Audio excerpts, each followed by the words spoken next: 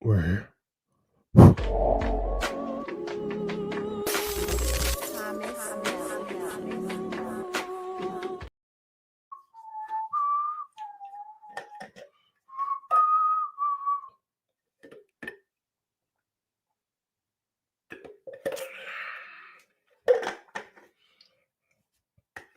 Top of the morning to you? Well, it's not morning. It's afternoon now because noon is 12 o'clock apparently. But depending on where you plan it, who knows, man? How's everybody doing? How's everyone good? Boy Savage back again for another Let's Talk Raw. Ooh, it's that time again, bro. It's that time again.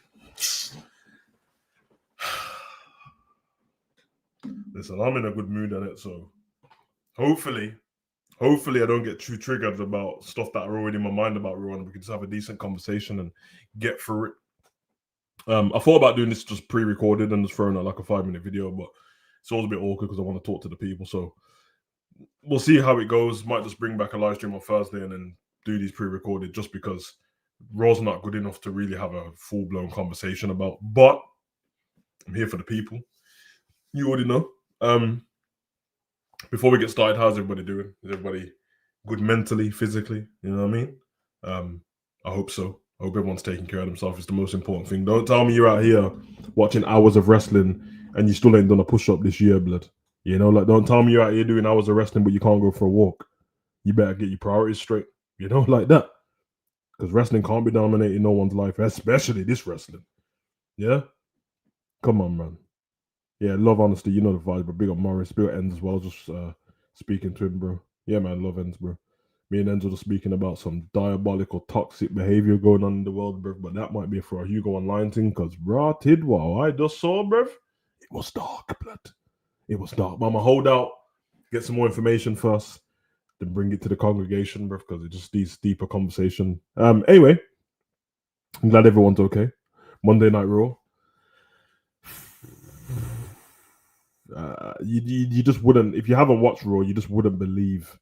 You would believe actually, unless you're naive, but you would assume that after the car crash of WrestlePalooza the week before, and then the Raw after that, and then the SmackDown debacle, what's taken over the internet, which I didn't speak on by the way. It was a bit weird to me how like such a botched pin from a referee dominated the wrestling world. It should tell you two things: that wrestling's not that good anymore if a botched pin from a referee is the talking point. And wrestling's not good anymore if people are talking more about the botched pin than Jade Cargill's forehead, because that cut was diabolical. That gash on her forehead above her eyebrow was diabolical. It looked painful. She sold the shit out of it though. I tell her and Nia in that match, for that to happen to Jade's face and they just brushed it off and carried on. Nia did the heel work. She ran up in the camera, face bleeding. I thought that was some gangster business, I will say. Also, maybe I'll do a separate video on it because the natural take is Nia's hurt somebody again. But anyone who's done any kind of, not anybody, but if you do any kind of wrestling or if you've ever taken part or tried to practice, there's two parts to somebody having that done to their face. And Jay Cargill's still a bit green when it comes to her wrestling experience. People always try to take the piss out of her, but what you have to understand is on AEW, she just got thrown into being like a Goldberg type from WCW, and she's like, I'll just win every match and do these powerhouse moves. If she just puts her hands up and protects her face, that doesn't happen, which is what everybody else does. So yeah, it is. No, it's not. It's not nice. It's actually not Nia's fault. Like if she did that and Jay put her hand up, no one would have said, "Geez, Nia, calm down with the way you're throwing her."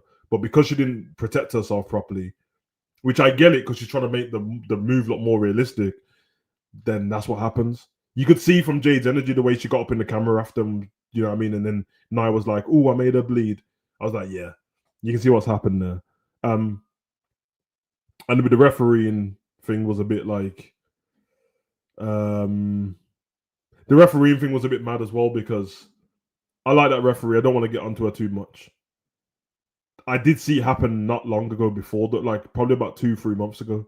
But there's more talk with people I've spoken to that I need to find out again. But obviously people know that referees have earpieces in it. So the confusion in that match, I think it came from the fact that they wanted to end the match. Well, get to the end of the match quicker because of Jade's face. And I think they told Jade to stay out of the way for the ending of the match. But obviously she didn't. Then obviously Tiffany does the little drop kick to move her off.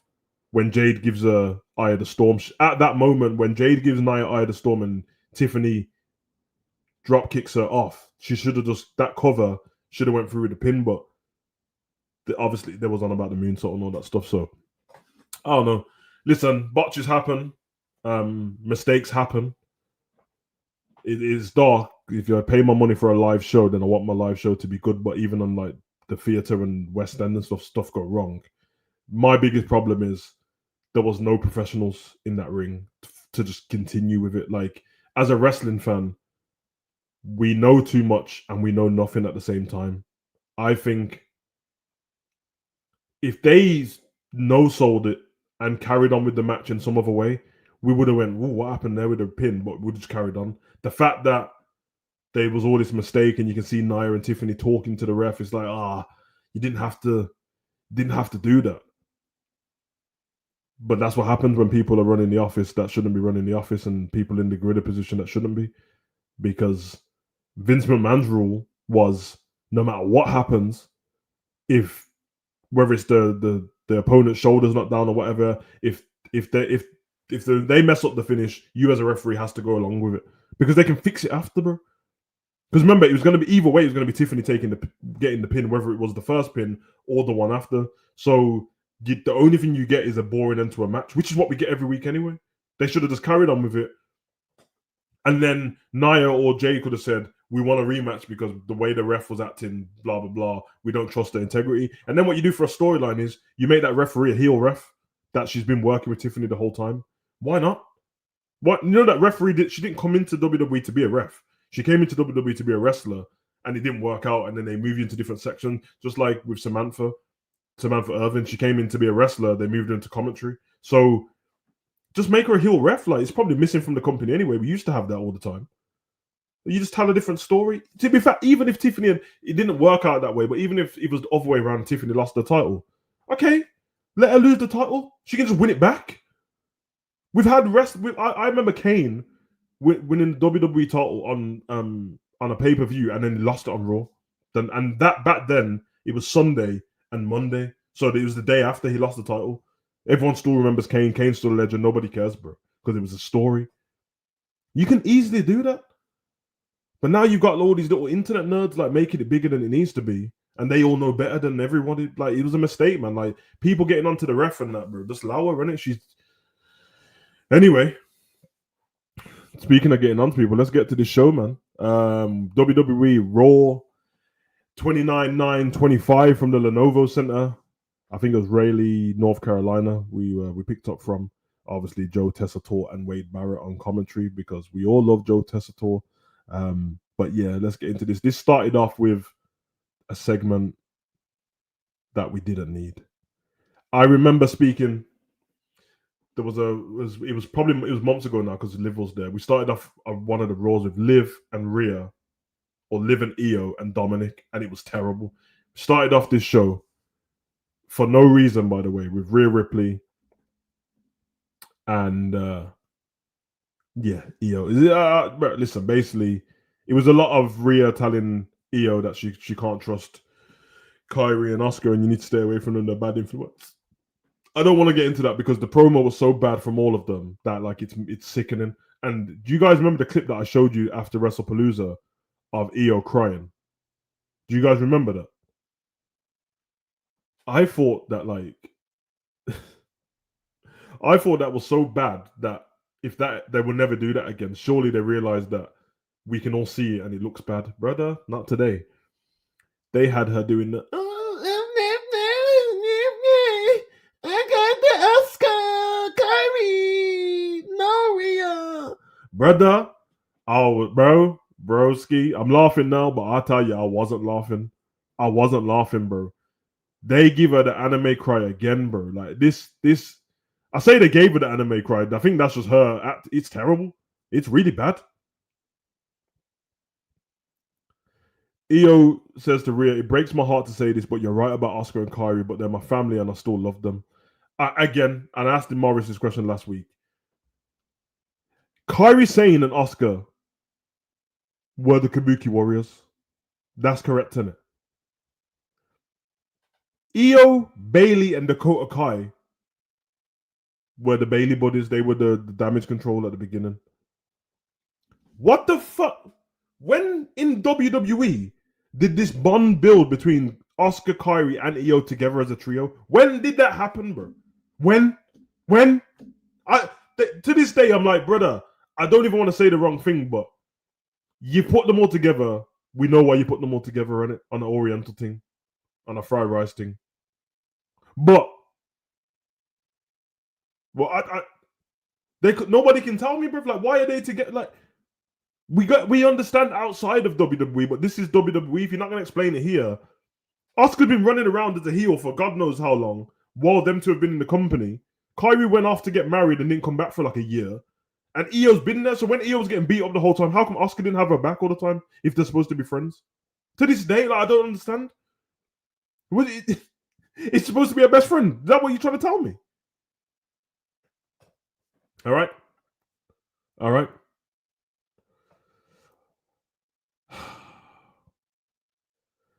Oscar says, Io, it's up to you what happens next. I taught you everything you know. I mentored you. I paved the way for you. Blah, blah, blah. It's funny that Oscar can tell us all this stuff, but we never got this in a story or video package that Oscar paved the way for Io. So, all right. And Io never mentioned it on Celtic Warrior Workout, by the way, either. Then Rhea does this awful. No, Oscar. You can go to hell. What do you even mean, you flaming galah? Brother, nobody cares, man. She said, I burnt my family before. Look, I'm not trying to tell you what to do, but there's no going back after them. She's talking about the Judgment Day. Then Io does this. I'm sorry, Rhea. I need more time. And then she runs out the ring. Bro, the thing is, I know you like think that I'm always trying to be a comedian. I'm not. But I'm like, if you haven't watched it, it sounds like I'm lying, bro. That's what she did. Word for word, bar for bar, bro. I'm sorry, Rhea. I need more time. Brother, even on Dragon Ball Z, people weren't moving like that, bro. But I digress, bro.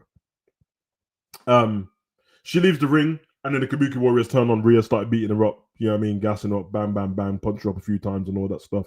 If I'm correct, Io runs back into the ring, she tries to save Rhea, push Oscar and Kyrie out of the way. Then she turns towards Oscar, and Kyrie does this like comedy, puts her arms out. No! Tries to stop her from getting past. No!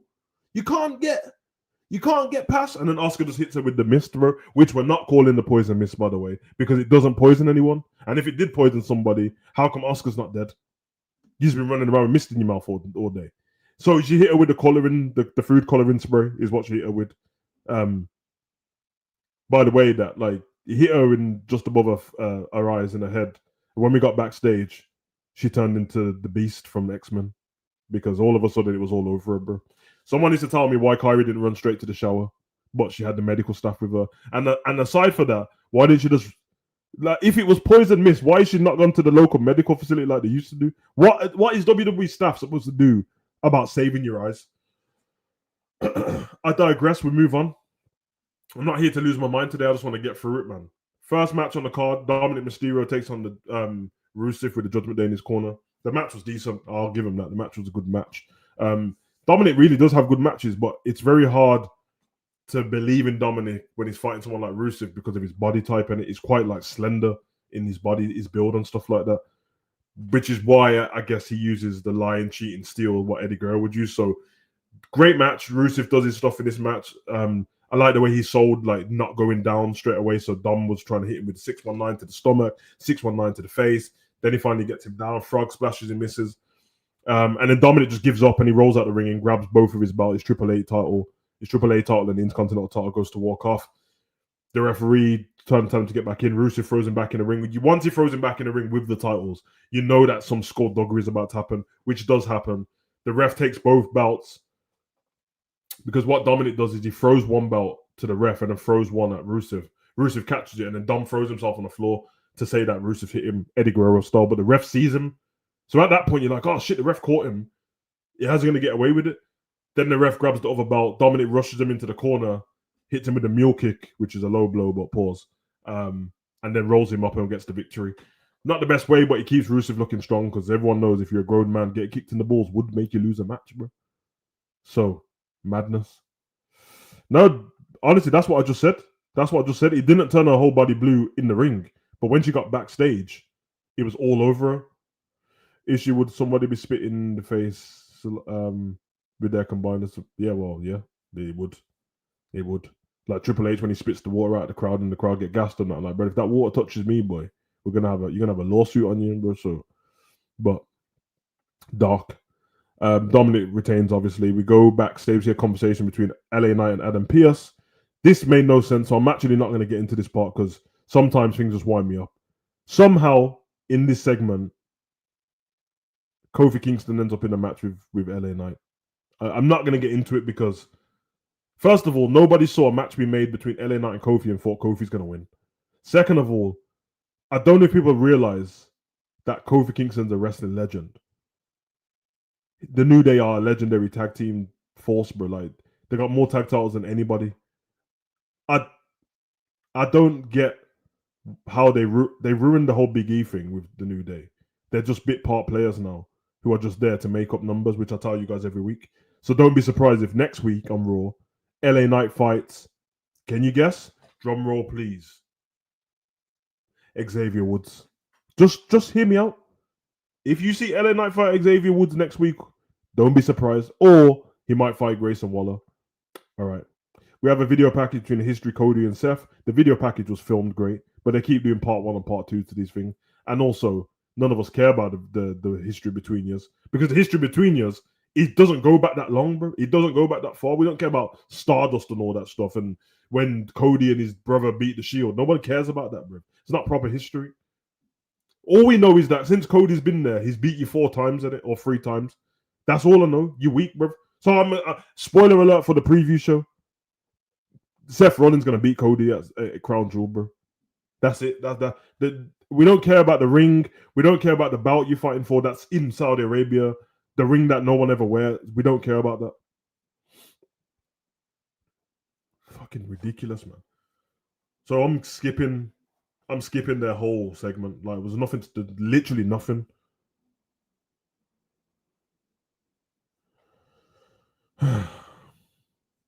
It's fucking ridiculous. Oh, speaking of rubbish, bro. I told you I'd give you like 1 week on this because 1 week is all it's going to take. 1 week is all it takes. Anyway, Bailey versus Raquel. And Roxanne in their corner. The only positive about this match is that Raquel looked good. In fact, the wrestling was fine. Let me not do that. Let me not be disingenuous. Yeah. Like, well, that's literally the only positive.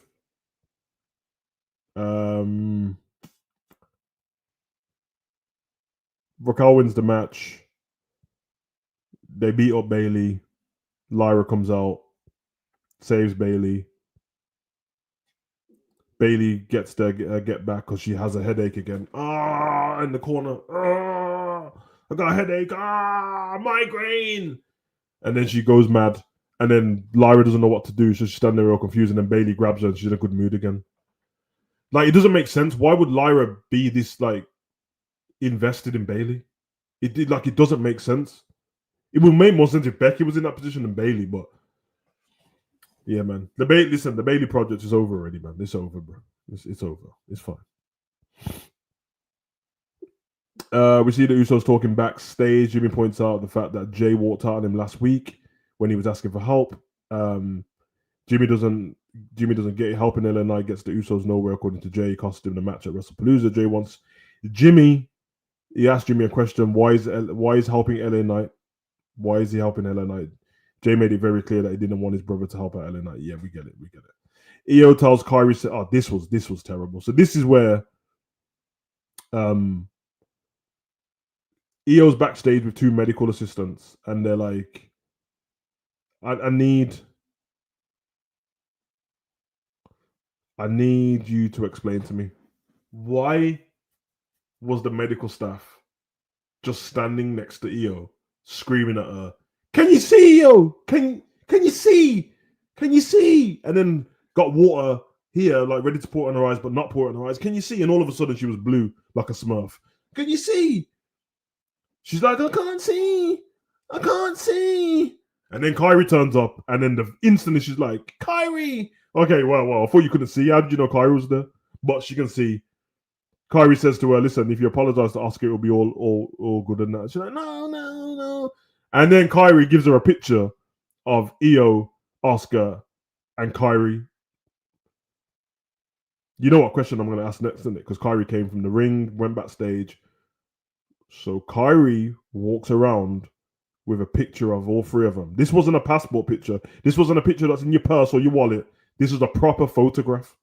So she just walks around with this photo at all times, saving it for a rainy day in case one of them fall out. Get the fuck out of here, man. Get the fuck out of here, man. She's on one of them, Morris. You know they know. I'm not mad at the medical stuff. Obviously, we know the medical stuff, not real medical stuff. That don't bother me. Unless someone's actually injured and they use them. I don't care about that. I just don't know why they're asking stupid questions. Like, but yeah, apparently Kyrie walks around with a photograph of all three of them just to remind everyone that we're friends. How many of us have them? Friends. Ones we can depend on. Friends. Friends. We go to the ring.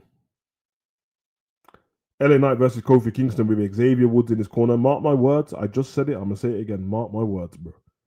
If you will get Xavier Woods versus LA Knight next week because matches in it. I didn't mind the thingy though. The end to this match was pretty good. LA Knight hit Kofi with a slingshot shoulder tackle. And then Knight sends Kofi into the first two turnbuckles, hits him in the leaping net breaker. Knight blasts Xavier off the side of the apron. And then Kofi goes for the kick.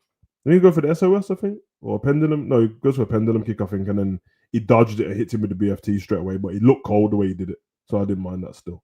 As you know, he tried the belly to back suplex. And then when he flicked over and landed, he landed in perfect position for the BFT. And then LNI picked up the victory. A victory that don't mean anything. And if Kofi won, it would have been exactly the same. Big up Trey visuals, bro. Love for the love, man. Every time. Anyway. Oh, sorry, man. The week will be LA Knight versus Penta. Bro, you know how it goes already, bro. I told you like the move already. Now you like, no, you won't be able to unsee it, bro. You won't be able to unsee it. It's always going to be the same. Tag team fight. Single. Find a tag team partner. That tag team partner is always going to be the same people. And then they move on from there. Joe Tessitore and Wade Barrett talk about Cody and Randy versus Division last week on SmackDown. Nobody cares. Becky pokes fun at Maxine Dupree and as Akira Tozawa backstage for no reason, just because Maxine's having a conversation with Adam Pearce, which means to me that Becky's going to have a match against Maxine Dupree very soon. That's how they book stuff nowadays. So, just saying, expect a match between Maxine Dupree and Becky. Maxine Dupree looks good. That's what you're going to get. I need to ask you a lot of questions, especially you fucking people that were skipping around acting like children because denim shorts and Converse turned up again. Where's AJ Lee now? So seriously, where's AJ Lee now? Where's AJ Lee and CM Punk? They won. They won at the pay-per-view. And they're just done now. They're done. They're finished.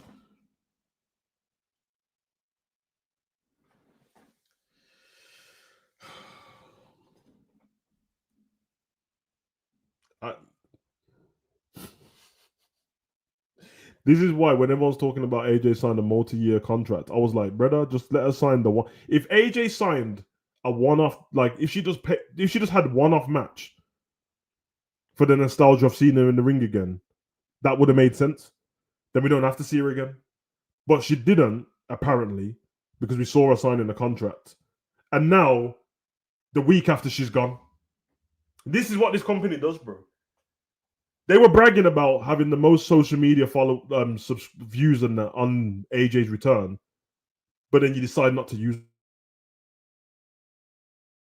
her today, bro. And now I'm going to tell you, like, you won't be able to unsee it. Paul Levesque is on slot bluff. They are both the same person. They see one thing work and they choose not to do it again. That's Paul Levesque is on the slot, bro, and they both had good moments. Liverpool won the league. Triple H done WrestleMania 40. Same shit. Same shit, bro. They're the same human, bro. I swear to God, they're the same person. After the Seth Rollins and the Cody segment in the ring, yeah, we got past all of that shit. Nobody cares. AJ Styles promo. Oh my God, this is dire, bro. AJ Styles promo. This is his promo. I swear to God, not making this up. Well, thank you guys. I got a match at Crown Jewel against John Cena, so I would want to take a moment to say thank you. I get to do something that I love. I get to beat up John Cena, but tonight we kick Los Americanos' ass. Guys, no gas. What I just said, word for word, bar for bar, is what AJ's promo was after getting a match against John Cena. That's it. That's it. So in John Cena's tour, his farewell tour, they're mugging this off again, bro. Fans online said they want AJ versus Cena. They can't think of anything, so they gave us AJ versus Cena. And they give it us with no build, bro. And Perth is on the 11th of October, am I correct? So if it's on the 11th of October, and October's tomorrow, then we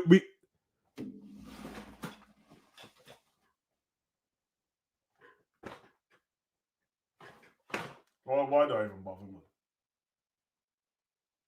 There's not even 2 weeks we can get to a build. The 3rd of October is Friday. That's SmackDown, isn't it?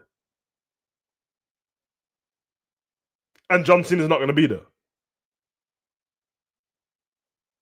And then we've got one Raw, one SmackDown, and a Go Home show in the Go Home show, and then there's the pay-per-view. And AJ's on Raw. Listen, I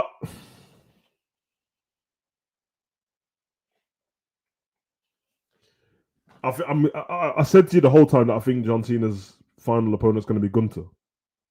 And then I was like, well, maybe not because there's no build. But now I realize we don't need a build because we don't need a build. So we can do John Cena versus Gunther. I wouldn't be surprised if when we get to John Cena's final show in Boston, that we'll get Carmelo Hayes versus John Cena because they're both from Boston, and why not? Because Boston rules. It'd probably be the Miz to take on John Cena, and then Carmelo does something and gets into that match.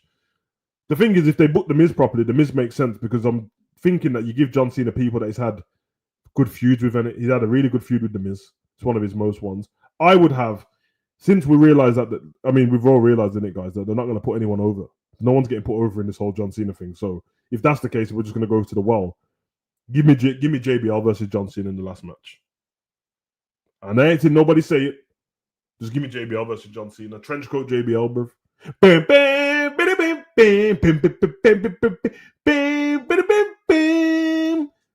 Just give me. Let him come out, talk about ICE and immigrants and be racist, and then let's have that match, bro. I was trying to stall them because we had AJ and Dragon Lee versus Los Americanos with El Grande Americano at ringside. Let's not talk about this. It's AJ, it's Dragon Lee, it's Los Americanos. So obviously the match itself ain't going to be dead because everyone can wrestle, but the whole thing's dead. AJ wins this match with Dragon Lee. We move on to talk about next week on Raw. CM Punk will be on the program. Okay. It's a week too late, but we have another fucking Jackie Redmond backstage interviewing Stephanie Vikia, and then Tiffany Stratton comes out because it's Tiffany time. That's actually what she says as well. She says, like they're both taking long flights to Australia, but one thing will remain the same. This will always be Tiffany time. And then Stephanie says, yeah, something, last lap in the mirror, something, Tiffany's time is over. Okay. Vision make their entrance. With Paul Heyman to the ring. Ask Seth Rollins is okay. Stress at the point. Yeah, whatever. No. 5th match of the show, Usos versus The Vision. in a tornado tag because we can only have Usos versus Division. I'm correct in this, am I? Division haven't fought the New Day. Whoa, wait. I think I've got this, and if I'm wrong, I'm wrong in it. Am I correct in thinking that Division haven't fought New Day? They haven't fought the Viking Raiders, Viking Experience, Viking Party. They haven't fought Judgment Day. So they're a tag team that can only fight some kind of iteration of the Usos or Jay and someone or Jimmy and someone.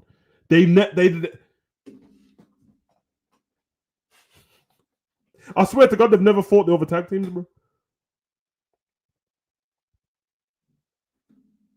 Hey, listen, honestly, Morris, they might as well kick him out of the main event picture because he ain't gonna win. So he's just gonna wind me up every week. Basically, Drew and LA Knight are the same person on different brands, bro. There's parallels with every brand, and no one listens to me, bro. Drew and LA Knight are the same person. They're the same person, bro.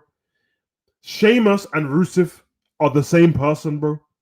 Aleister Black and Carmelo Hayes, these are all the same people. It's just opposite brands and all that. Switching and upside. It's the same shit. It's the same shit. All the tag teams on Raw, Viking Raiders and the New Day are the same as the Motor City Machine Gays and DIY and fucking the Pretty Ugly or whatever they're called. Elton John and Drake Maverick. Who cares, man? I don't fucking know, bro. It's the same shit. This match was a good match. Obviously, it's a tornado tag, so it works out a little bit better. Listen, man, who cares, bro? Let's just get to the point, innit?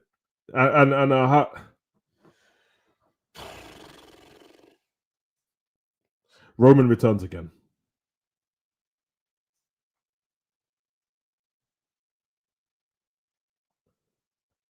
I'm always elated when Roman comes back, innit? He ain't been gone this long this time, so that's a good thing. Yeah, Roman returns again. So yeah, returns again. I don't know what else to tell you, man. He came out. He wanted to get his get back. He looked like a badass when he came out. They didn't like. It's that bad that they didn't even wait for the tribal chief drums to go in his song before he came out. They just went straight to the music. Like they just went straight to the music. They.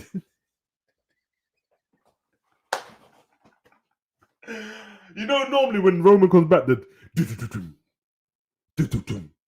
bruv, they didn't do that. They went straight in. They went. We got Andrew. They went straight in. Listen, to me, I'm not counting this as a Roman return. It's just Roman came back. That he didn't return. Because what did he return from? He's only been gone 4 weeks, hasn't he? He ain't been that long. The problem I've got is, and obviously Roman's the best in the company. It's not a competition for me. They've got nothing for Roman. So has Roman come back to be the wise man to Jay? I'm asking seriously. Because he takes them all out. Jay gets the pin, the victory, and all that. Then we get to the end of the match.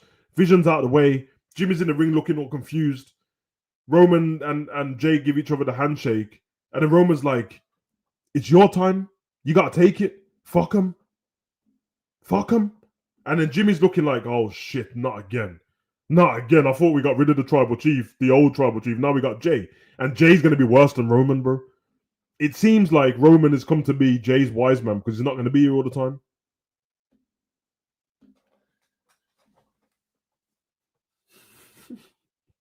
This doesn't work if Roman ain't going to be on screen, bro. But yeah, whatever. Bit too soon for Roman to return after getting packed up so badly. I mean, not really.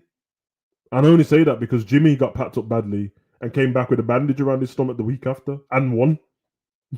And won. So, yeah. It's one of those, man. It's one of those, bro. Because all they could say is if they say, like, now, and remember, Roman doesn't wrestle on Raw or SmackDown anyway, just be like, oh, yeah, Roman's not medically cleared to wrestle. He just came back to save his family. Then you can cover it like that. Andrew, but yo, Savage, what do you think about Obafemi? This man can be the next.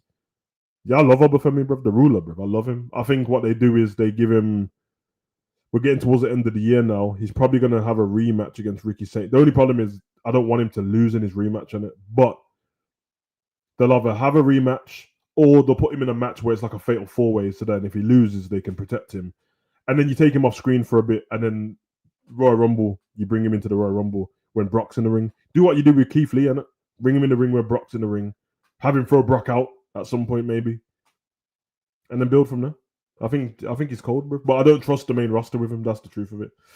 Are they recycling the pandemic thing when Jimmy came back after his knee? The problem is that they can't recycle it with Roman being not the guy in that spot, and it like because think about it, possibly it doesn't make sense for Roman to shift to, oh yeah, Jay, you're him now when he's still around. Like why is Roman even? This sounds crazy coming from me, but why is Roman here on it? Like he doesn't go for titles anymore. He hasn't had a rematch, unless they're gonna start building to him and Seth for WrestleMania. But I don't get it. What's the point? Nothing makes sense. Oh, unless Roman's going to win the Money in the Bank or the Royal Rumble. Nothing makes sense, bro. I'm willing to wait. I'm willing to wait another week or 2 weeks with Raw to see what happens with Raw, because I need more dialogue between Roman and the Usos in it. I can't go off what I've just seen there, because all I know is I'll make up all these stories about Jay becoming the new tribal chief or getting put over by Roman becoming the new wise man, and Jay's on a power trip and Jimmy don't like it. I can make all that up in my head, and then we get to the next Raw and they just ignore it. They just no-sell it like it never happened. So I'll have to wait till the next Raw. But right now, I'm intrigued, but it doesn't make sense. But apart from that, Raw was shit. And talking about no-selling stuff. Are we just going to go ahead and just deal with the fact that John Cena got absolutely wrecked? He got wrecked by Brock Lesnar. And he's no-sold it. He got wrecked by John Cena. And then he goes online. And then he speaks to the fans. And he gets a match with AJ. No mention of Brock Lesnar. So that means what Brock did to you didn't affect you. Like, I mean, to be fair, he walked off anyway. He's not like he left on a stretcher. So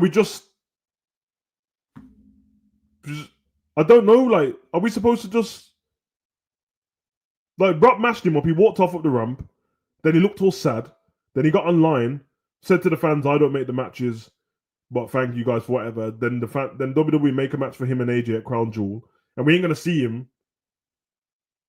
So you're just fine with losing to Brock. You're fine letting all the little kids cry. This tells me that Brock's gonna be his last match. This tells me that the rematch versus Brock's gonna be his last match. I would have put John Cena in a training camp. I would have filmed it. I would have vlogged it. I would have had it. He's an actor. He can do that. And I would have had John Cena versus everyone on his last match. I would have had John Cena in a gauntlet match where all of his biggest opponents he fights. I'm talking Randy Orton, JBL, The Miz, Brock Lesnar. Probably can't use The Rock, but CM Punk. I would have all of them. And I would have John Cena lose as well, because it's not realistic for him to beat all of them up. But I would have him get to the last match from using his tricks and that, and then they're like, "Oh my god, I can't even beat him. But anyway, I'm done with the show. So let me get to the comment section. We'll get out of here. If they were smart, they could have had Obafemi be the one to dethrone Cena. But nah, Obafemi can't beat John Cena, bro. That doesn't make sense. The fans who don't watch NXT don't know who Obafemi is. So it wouldn't help him. It wouldn't help him. It'll just be. In fact, you know what would happen if Obafemi beat John Cena? He'd have to turn heel because the fans would boo the shit out of him. Like, who the fuck is this guy? What's NXT's average number? 600,000, 500,000. Raw's average numbers is 1.2 million, and all the people that are the other 600,000 don't watch NXT clearly. So it wouldn't make sense. Interesting how Edge has now left AEW allegedly. Yeah, I know. I've seen everyone saying that he's gonna come and fight. He's gonna come and fight John Cena. I don't know if anyone watches AEW. I do. When he left, he left in story. Like, he grabbed his stuff. He said he's gone home to look after Beth after what they did to Beth, and where they tombstoned her and where the power drive her. So, I don't believe he's coming to WWE to fight John Cena. But what do I know, bro? I could be right. In fact, I don't want to know because if he turns up, I'm going to be gassed, bro. But I don't think it's going to happen. He's not out of contract with AEW. That's not a true thing because his contract, he ain't even been there that long. And he was injured for a year with his broken leg. So, I don't know. I reckon if Tony, I'll tell you one thing. I'll tell you one thing for the love of wrestling. If WrestlePalooza, if they didn't try and mug off AEW with that WrestlePalooza thing, Tony Khan would have let Edge go. I bet he would have let Edge go for that match. But because you did that, I doubt it. Who knows? Who knows, man? I have to say though, it actually doesn't make sense. Edge just turning up to fight John Cena like randomly. But who knows, man? I mean, it's not like he has a title anymore. So, what's your opinion on the Dudleys and the Hardys running it back? Bro, I spoke about this about 2 months ago. I spoke about this about 2 months ago when they made the match, but it's the Dudley boys, isn't it? And the Hardys side. Bro, like it's very. You wouldn't be able to get me to say much bad about the Hardy boys, to be honest. The match ain't gonna be what it would have been 10 years ago, 20 years ago, but it's a one-off, and Hardy boys are the tag team champions of TNA. I think so much bad happens to like our favorite wrestlers, and we've lost so many wrestlers over the years that any chance I get to see them one more time, I'm gonna take it. So run it in it.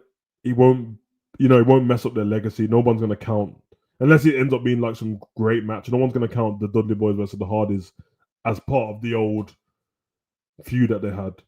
But who knows? Who knows, man? I'm guessing it's going to be slow. Some moves are going to look a bit dead. The Twist of Fate already looks like a Stone Cold Stunner when they do it now. But listen, I'm sorry. I love the Hardy Boys in it. I love Dudleys as well, but I love the Hardys. And I mean, speaking of the Hardys, they were on Kai's that stream 2 days ago, man. I can't believe that shit.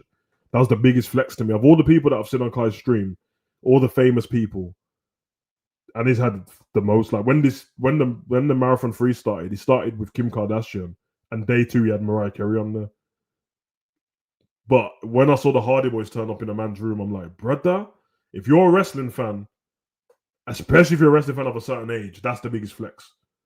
That's because the only thing you can do after that is get Austin or The Rock, bro. So, because I wouldn't want, like, I ain't gonna lie, if I was him, I wouldn't want Undertaker or someone on there. Ruin it for me. But yeah, man, that was your review of the Raw 29/9/25 live from the Lenovo Center, North Carolina. Yeah, listen, honestly, I've learned my lesson, bro. I say I learned my lesson. I learned from everyone else. There's no point talking in certainty with WWE because you just never know. Like, for example, nobody knew Roman was coming back because everyone would just assume that, oh, he's going to film Street Fight. It's going to take longer than a month. So, yeah, who knows? But I'm not holding up my breath. I'm looking at people who are on the WWE roster currently, and I think he's going to fight Brock again. And he's going to fight AJ, and then he's going to be in a War Games match, and then maybe like a Miz or Melo or something like that. And then, yeah, I mean, so. But anyway, love for the love of you lot. Go and enjoy the rest of your evening. What we got coming up today? Football, innit? Ends. That's all on Ends today, bro, because it's a cup match. So Ends has got preview show, watch along, and a call-in show. Big up Ends for that, bro. Love for the love, bro, with your free shows and that. But yeah, for the Liverpool Galatasaray Liverpool match away, Istanbul settings. But yeah, everyone's welcome. So jump over there later on and check out that match. Even Morris, you're welcome, unless you're going to go watch Arsenal. I don't know if Arsenal's playing today. I think they're playing tomorrow, but you already know what it is. But yeah, we'll see. Big up to everyone in the chat. Go and enjoy the rest of your day. Go get some shit done, man. And yeah, man, we'll click that up. Peace.